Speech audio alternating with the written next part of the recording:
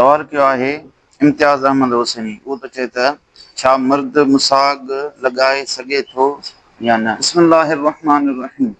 मुसाग जेकॾहिं ॾंदनि खे साफ़ करण जे लाइ हणे थो त इहो जाइज़ आहे, पर जेकॾहिं ज़ेब ऐं ज़ीनत हासिल करण जे करे मुसाग हणे थो जीअं औरतूं हणंदियूं आहिनि त पोइ नाजाइज़ आहे, छो जो मुसाग हणणु आम तौर ते औरतुनि जी निशानी आहे। इन सां चप बि ॻाढ़ा थींदा आहिनि।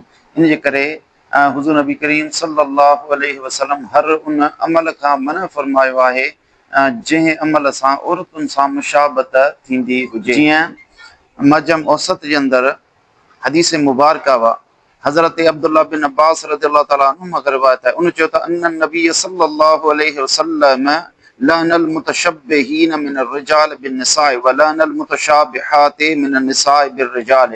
बेशक नबी करीम सल्लल्लाहु अलैहि वसल्लम उन मर्द ते लानत कई आहे ऐं जेको औरतुनि सां मुशाबत करे थो, ऐं अहिड़ी औरत ते बि लानत कई आहे जेका मर्दनि सां मुशाबत करे थी। इन हदीस मुबारका मां मालूम थियो त औरतुनि सां मुशाबत करणु यानी अहिड़ो अमल करणु जंहिंसां औरतुनि सां मुशाबत थींदी हुजे त उहो मना आहे। अहिड़ी तरीक़े सां मुसाग हणण बि औरतुनि जो शिआर बणिजी चुको आहे। इन जे करे इन खां बचणु घुरिजे। अफ़ज़ल बहितर इहो आहे त ॾंदण कजे। इहा हुज़ूर नबी करीम सल्लल्लाहु अलैहि वसल्लम जी सुन्नत मुबारका आहे। अल्लाहु आलम बिस्सवाब।